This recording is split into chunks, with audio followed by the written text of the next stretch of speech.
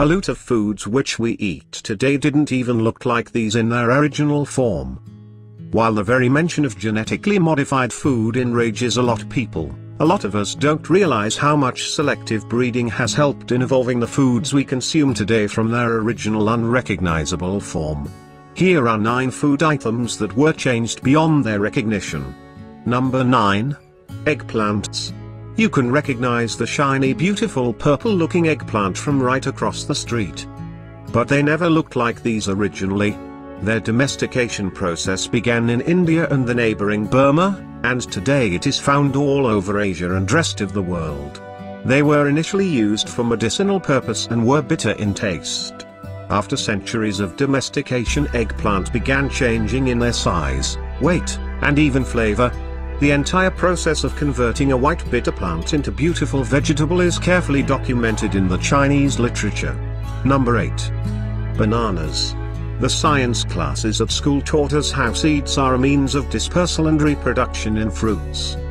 During the same day while eating banana from the lunchbox, very few of us have wondered, why is banana seedless? What benefit does the plant get if it doesn't even have seed to facilitate dispersal? The truth is something different. Bananas, like a lot of foods we eat today, have undergone domestication. The original wild variety of the fruit was full of seeds and inedible. To make it evolve into the tasty fruit we know today, farmers began transplanting the edible offshoots of the plant which didn't have many seeds. And slowly the wild fruit full of seeds began developing into a pulpy fruit and later into the current-day banana. Number 7. Carrots. The orange fruit mothers love and children hate. Carrots originally didn't even have the characteristic orange color we know them for.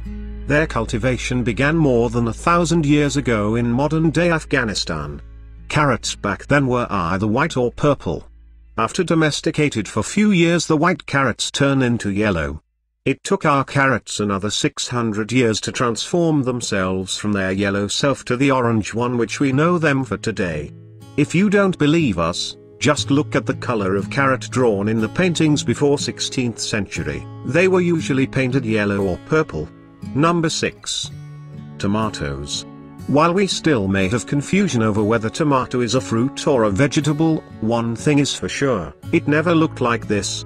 In fact, for a long time they were considered poisonous. Solanum pimpinellifolium, or simply pimp, is the wild species modern-day tomatoes have been derived from. While the pimp and the modern tomatoes may look dissimilar, at genetic levels this dissimilarity is only within the range of 5%. For a long time many people in the US thought that tomatoes were poisonous, and to prove them wrong, Robert Johnson held a trial.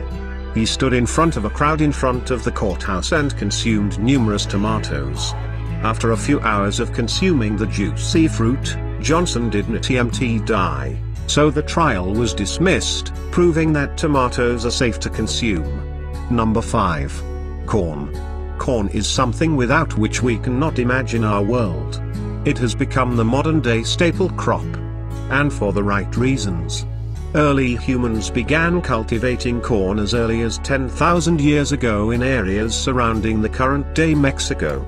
Initially the ears of corn were so tiny that Mr. Trump could not have resisted a hard laughter, but thanks to artificial selection over a span of few years our ancestors were successfully able to grow it into the modern form. Corn's ancestor is a wild variety of grass called Tacinti. It underwent small genetic changes over time that eventually resulted in the appearance of maize. Number 4. Avocados. Whether or not you like them, for a long time avocados were tasty snacks for prehistoric giant mammals that thrived on our planet. We should be thankful to these prehistoric creatures who single-handedly propagated the species all over the planet. But the ancient avocado looked very different than its present form. It had a greater pit than the modern avocado and very little flesh to satiate your urges. It was only after humans began cultivating them, they became bigger and more fleshy. Number 3. Watermelons. As popular and well-liked watermelons are today, there is no one theory concerning where exactly the watermelon originated. Historians only agree that it first grew somewhere in Africa, spread to the Mediterranean, and later popped up in Europe. A lot of historians believe that the watermelon ATM's earliest ancestor was first cultivated in Egypt some 4,000 years ago. This ancient fruit was hard, bitter, and pale green in color, a far cry from today's ATM's sweet and fleshy variety.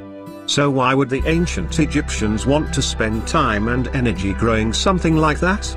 It is believed that they were cultivated simply for their water.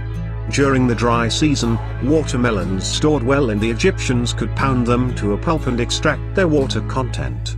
It is also believed that the Egyptians were the ones who began the selective breeding process that ultimately led to watermelon as we know it. Number 2. Peaches.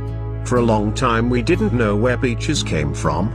The story of domestication of different plants has been documented in botanical literature all around the world, but even that wasn't sufficient to trace out their origin.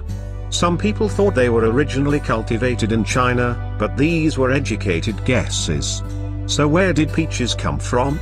It was after analyzing the size of peach pits found preserved in archaeological sites across Yangtze Valley, archaeologists were able to pinpoint when peaches became most like their modern counterparts, and it was around 7,500 years ago.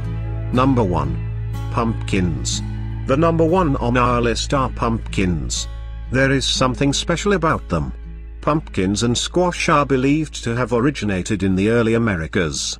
If it wasn't for human cultivation, they would have vanished long ago. Only prehistoric mammals could eat them and help in their dispersal. The earliest pumpkins were the size of a softball, tasted bitter, and were toxic when raw. Not until we began their domestication. And thus began their interesting journey to their modern form.